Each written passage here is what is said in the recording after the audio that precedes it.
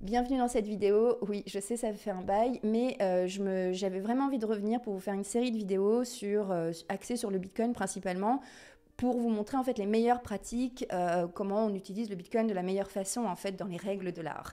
Et pour cette première vidéo, on va se concentrer sur le fait qu'on n'a pas du tout besoin de KYC, et c'est quelque chose qu'on a tendance à oublier. On n'a pas du tout besoin de passer par les plateformes centralisées, type Binance, Kraken, maintenant que FTX est tombé, et qui nous a montré en fait, même c'était une preuve flagrante à quel point c'était risqué. Mais il n'y a pas que ça comme problème, c'est que ça va en fait à l'encontre du principe même du Bitcoin, qui est d'être une monnaie qui fonctionne en pair à pair, c'est-à-dire qui n'a pas besoin d'intermédiaire. Donc en fait, on est complètement, et ça a toujours été un paradoxe, hein, on le sait depuis longtemps, on fait une erreur dramatique en fait en allant autant sur des plateformes centralisées, en donnant nos documents d'identité pour une monnaie qui a été précisément créée pour éviter ça. Alors, dans cette vidéo, je ne vais pas trop m'attarder en fait sur les principes, je vous donnerai des ressources, et puis j'y reviendrai en fait souvent dans d'autres vidéos, etc. Mais c'est très important pour vous de savoir, parce que je me demande même si on le sait, que vous pouvez très bien acheter et vendre du Bitcoin sans envoyer vos documents d'identité, qu'il y a plein de plateformes assez simples à utiliser, en tous les cas une fois que vous êtes familiarisé, et c'est surtout les plateformes peer-to-peer. Et il y a une chose que je veux dire avant de commencer, je vais vous montrer en fait 5 plateformes que moi j'utilise, qui sont très populaires, que d'autres personnes utilisent, et comme ça vous aurez le choix. Et je voulais simplement préciser une seule chose, en fait, comme ça on fait plus d'amalgame, parce qu'en fait dans les crypto-monnaies, dans le Bitcoin, ce qu'on fait le plus souvent c'est ça, c'est des amalgames et des confusions. En fait, les plateformes centralisées sont utiles, il n'y a pas de problème, surtout pour ceux qui veulent faire du trading, etc., pour les crypto-monnaies, c'est-à-dire les altcoins, même des tokens de la DeFi, si vous ne voulez pas les avoir sur des protocoles, si vous ne voulez pas utiliser des DEX, etc. C'est très bien, en fait, les plateformes centralisées pour ça. De toute manière, les sociétés sont enregistrées, etc.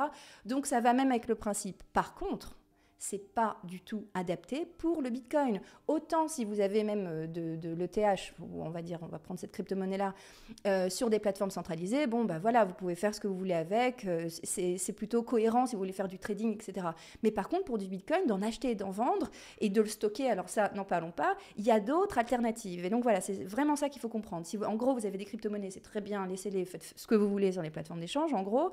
Par contre, tout ce qui est, si vous avez du Bitcoin, retirez les plateformes d'échange, utilisez des portefeuilles. On a tellement d'outils maintenant que franchement, ça n'a aucun sens de les garder sur des plateformes centralisées, très clairement. Maintenant, je pense qu'il faut qu'on dise les termes, il n'y a pas de sens. Et quand on vous fait la promotion de trop de plateformes d'échange, il y a toujours quelque chose, il y a anguille sous roche, le mec est payé ou je sais pas ce qu'il y a, ou il n'est pas au courant, mais en tous les cas, ayez l'esprit critique. Même moi, quand je vous parle, en fait, essayez toujours d'avoir l'esprit critique de toute manière. Maintenant, on va pouvoir passer. Donc, pour la structure de la vidéo, vous avez bien vu, je reprends, j'essaye de pas aller trop dans tous les sens. Mais je vais vous présenter 5 plateformes, des applications que j'utilise et qui sont franchement super simples, qui ne demandent pas de KYC pour acheter ou vendre du Bitcoin. Alors, on va commencer avec l'application, la première application. Faut savoir que j'ai pas du tout été sponsorisée. J'aimerais bien, je fais un appel. J'ai pas été sponsorisée pour le faire, c'est vraiment des applications que j'utilise personnellement et que de toute manière qui sont populaires et connues. Donc vous pouvez faire vos propres recherches, faites-les d'ailleurs avant de les utiliser, mais sachez que personnellement, si je vous en parle, c'est que je les utilise en fait dans ma vie de tous les jours. Sachant que j'utilise beaucoup le Bitcoin dans ma vie de tous les jours, et je vous en reparlerai dans une autre vidéo. Alors les sites que je vais mentionner là, ils ne sont pas classés par ordre de préférence, mais plutôt par ordre de complexité, j'ai envie de dire. Mais faites vos propres recherches et voyez, peut-être que vous switcherez de l'un à l'autre pour revenir. Alors avant de commencer, je vais faire une petite précision, un petit rappel comment ça marche les plateformes peer-to-peer. Et en gros, pensez à des plateformes comme Airbnb et Uber. Ça met en relation simplement des personnes qui veulent vendre du Bitcoin avec des personnes qui veulent en acheter.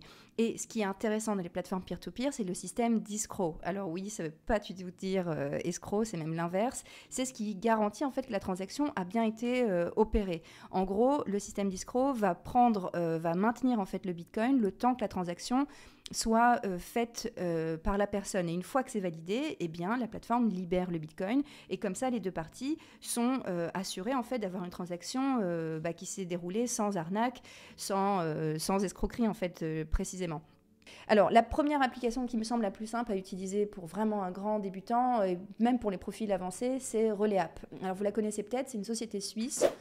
Elle est hyper, je l'aime bien parce qu'elle est très conviviable, simple à utiliser en fait, et il n'y a pas de fioritures. La seule chose que vous pouvez faire, c'est acheter ou vendre du Bitcoin. Alors vous n'avez pas besoin d'envoyer de KYC bien sûr, mais il faut savoir qu'il y a des limites, c'est-à-dire que vous pourrez envoyer un maximum de 1000 euros ou 1000 francs suisses, ce qui est déjà pas mal, et sans fournir de documents d'identité, parce que c'est comme ça que le veut la loi suisse en fait. Si vous dépassez ce montant-là, là il faut commencer à passer des procédures d'anti-blanchiment d'argent, etc. Et comment ça se passe? Eh bien, vous allez sur l'application, vous choisissez le montant, et là vous envoyez par virement bancaire. Alors il y a d'autres, vous pouvez essayer aussi payer par Google App, etc. Mais là, votre identité elle sera encore plus reliée que celle de votre compte bancaire. En tous les cas, la société ne possède pas vos documents d'identité et mieux encore, le portefeuille intégré est non custodial. C'est-à-dire que quand vous vous inscrivez, vous aurez vos 12 mots que vous noterez bien dans un papier séparé, que vous ne divulguerez pas parce que c'est la seed phrase qui fait office de clé, en fait, de clé privée pour avoir accès à vos comptes. Et c'est une procédure super simple à utiliser, Relais App. Alors c'est vrai que je n'ai pas été sponsorisée, mais j'ai quand même un lien d'affiliation. Ça nous fait gagner à tous les deux. Je ne connais plus les termes exacts, mais en tous les cas, le code parrain, c'est Zone Bitcoin. Vous pouvez l'utiliser ou pas, vous faites ce que vous voulez. En tous les cas, voilà, transparence absolue. Alors, la deuxième application, franchement, je l'adore. Enfin, vraiment, je commence à l'utiliser. C'est peut-être celle que j'utilise le plus. Elle peut être un peu compliquée quand on n'a pas l'habitude du peer-to-peer, mais quand on a l'habitude du peer-to-peer, on se rend compte à quel point elle est facile d'utilisation.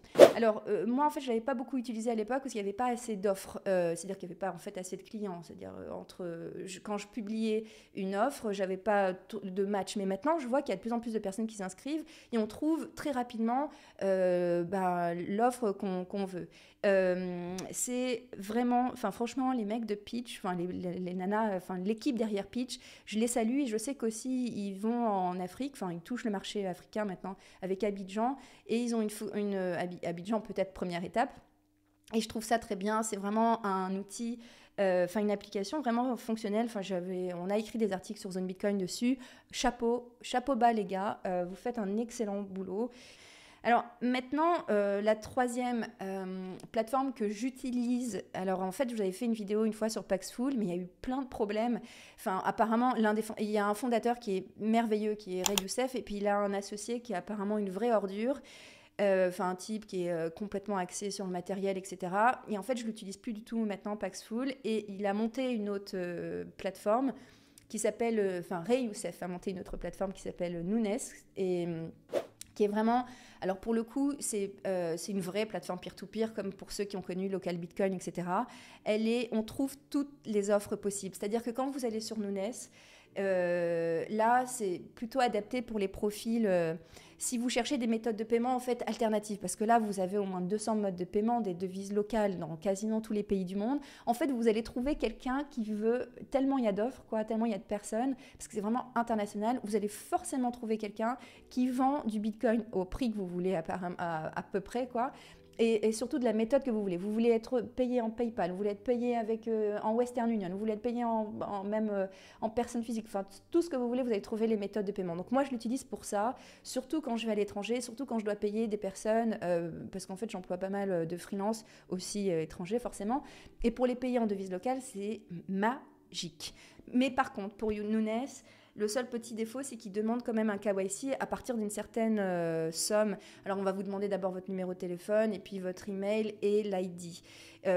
Par contre, c'est à partir de 10 000 $. Et en fait, ce que je sais, c'est que la plupart des utilisateurs, en fait, ils se recréent d'autres comptes pour pas avoir à faire à cette limite-là. Mais si vous voulez en faire un business, en tous les cas, vous ne pourrez pas faire ça parce que plus vous avez d'étoiles, mieux c'est, etc. Donc, parfois, le KYC est obligatoire, mais ça, j'en reparlerai plus tard. Mais là, pour la vidéo que je fais, en fait, actuellement, pour vous, les particuliers qui veulent acheter et vendre, non, vous n'avez pas besoin, vous avez besoin de quelques étoiles, évidemment, mais dans l'absolu, vous ne voulez pas en faire un business d'arbitrage. D'ailleurs, si ça vous intéresse, à la limite, je pourrais vous en parler parce que je connais des gens qui vivent de ça, en fait. L'autre plateforme que j'utilise de plus en plus, c'est Agoradesk. Alors vraiment, c'est une plateforme peer-to-peer, tout ce qu'il y a de plus classique, non KYC, bien sûr. Je l'aime bien, mais je ne trouve pas toutes les offres que je cherche. Je n'en trouve pas autant que sur Nunes, surtout selon des méthodes de paiement que je choisis.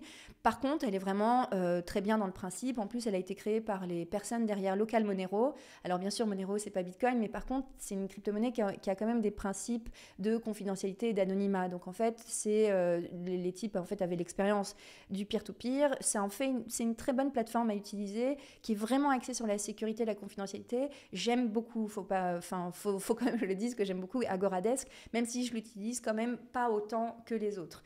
Et il y a une autre plateforme, mais là, en fait, je voulais pas trop en parler directement là-dessus. Vous la connaissez certainement, c'est Bisq. Et en fait, ça a été l'une des premières en fait qui permettait d'acheter du Bitcoin comme ça de manière décentralisée. Mais Bisq est un peu difficile d'accès quand on n'a pas l'habitude. Alors en fait, ce que je me suis dit, c'est soit je fais une vidéo sur Bisq, directement en fait en tutoriel, mais sinon c'est une excellente option, même si c'est un peu compliqué de prime abord de l'utiliser. Et ensuite je finis cette vidéo sur la dernière plateforme, franchement que je trouve vraiment géniale. C'est Localcoin Swap, et en fait elle peut vous intéresser parce que par rapport à toutes les autres plateformes, là, on peut échanger aussi d'autres crypto-monnaies. C'est-à-dire qu'il y a des vendeurs et des acheteurs, non pas seulement de Bitcoin, mais aussi de personnes, même de tokens qui sont sur la Binance Smart Chain ou même sur Ethereum. Alors moi, j'en ai pas, j'en ai de moins en moins en tous les cas. Vous avez vu le marché, mais en tous les cas, ça peut être intéressant pour ça. En fait, je pense que c'est la plus universaliste et j'ai pu échanger, j'ai pu vendre des bitcoins contre des monnaies locales, alors vraiment des monnaies locales inconnues, et ça m'a complètement bluffé. Et donc, en fait, si vous voulez ça peut même servir de DEX, en fait, en version peer-to-peer, si vous avez même de l'ETH que vous voulez vendre en bitcoin et que, voilà, vous voulez passer les filets du KYC, Localcoin Swap, je dois dire sérieusement que je la trouve formidable. Voilà, cette vidéo arrive à sa fin. J'ai voulu être concise. Peut-être que j'ai donné trop d'infos, mais encore une fois, ça n'a pas changé. Il y a un article qui reprend toutes les plateformes peer-to-peer que vous pouvez utiliser. Il y a même des tutoriels sur certains. Et puis, s'il y a des plateformes je peux faire des tutoriels. D'ailleurs, j'avais envie de faire des choses comme ça, beaucoup plus pragmatiques, beaucoup plus concrètes, en fait, pour utiliser Bitcoin dans les règles de l'art. Et voilà. Alors, je finis cette vidéo pour vous dire tout simplement merci pour ceux qui sont revenus. Je sais que j'ai pris beaucoup de temps, mais en fait, j'étais très présente. Hein. D'ailleurs, je me suis mise sur Twitter, qui est un enfer sur Terre. Enfin, je suis très nulle. Mais j'étais là. Hein. J'ai pas déserté. Et simplement pour vous dire que j'offre une casquette ou des petites pièces de Bitcoin à 2 personnes choisies au hasard, au pur hasard. Alors voilà, on finit sur ces belles paroles. À très bientôt pour une prochaine vidéo, j'espère rapide. Bisous à tous. Ciao. En tous les cas, pour finir, retirez vos bitcoins des plateformes d'échange, achetez-les sur des plateformes peer-to-peer et stockez-les dans des wallets non custodiales, open source, comme Blue Wallet ou Phoenix Wallet, où vous avez le choix. Faites-le, c'est important. Préservez votre souveraineté financière.